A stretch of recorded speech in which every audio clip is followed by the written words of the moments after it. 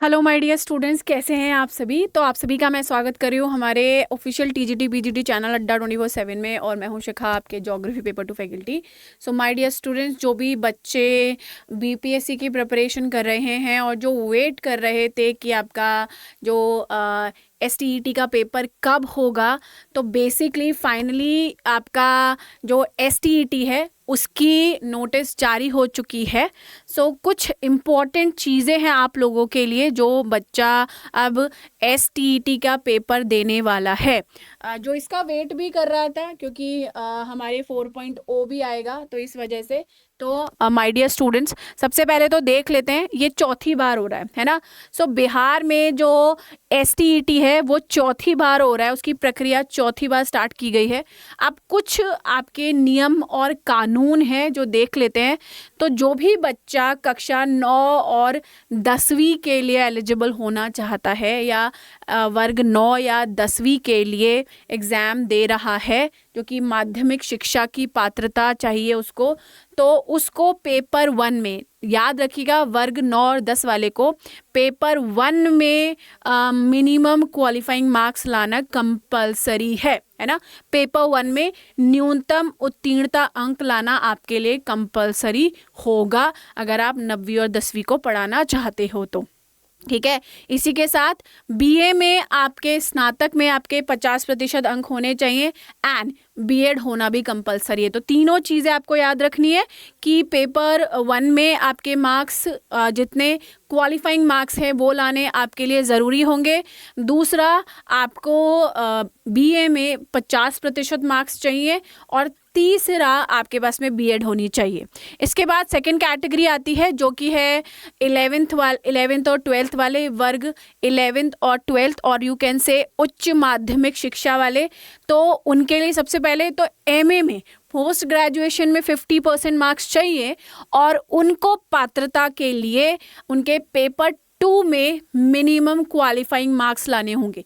जैसे वर्ग 9 और 10वीं वालों को पेपर 1 में क्वालिफाइंग मार्क्स लाने कंपलसरी है, वैसे जो 11th और 12th वाले हैं उनको पेपर 2 में न्यूनतम उत्तीर्णता अंक लाने होंगे। ये बात आपको याद रखना है, ठीक है।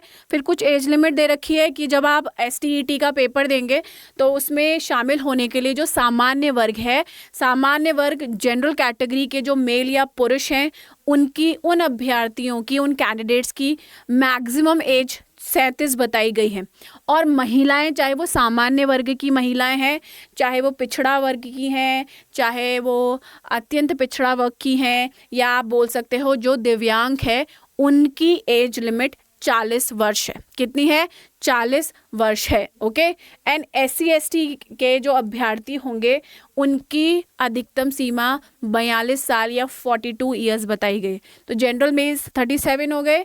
फिर उसके अलावा बाकी के सारे कैटेगरी के जो फीमेल्स हो गए, जैसे OBC, पिछड़ा वर्ग, अत्यंत पिछड़ा वर्ग या दिव्यांग महिलाएं, इन सब का है 40 साल।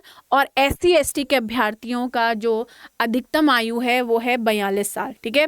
इसमें एक और चीज़ जो आपको नोट करनी है वो ये कि जो जनरल का कैंडिडेट है ना, सामान्य वर्ग का जो भी अभ्यर्थी है जो एसटीईटी में बैठ रहा है, उसको मिनिमम 50% मार्क्स लाने कंपलसरी होंगे। क्या होंगे? 50% मार्क्स लाने कंपलसरी होंगे। तो ये कुछ क्राइटेरिया है जब आपको एसटीईटी में ध्यान रखना है। एंड वाइल जब आप भर रहे हो फॉर्म, तो भी आपको पता होना चाहिए कि अगर 9 और 10 के लिए भर रहे हो तो क्या क्या चीज़ें चाहिए, और 11 और 12 के लिए, वर्ग 11 और 12 के लिए भर रहे हो तो आपको क्या चीज़ें चाहिए।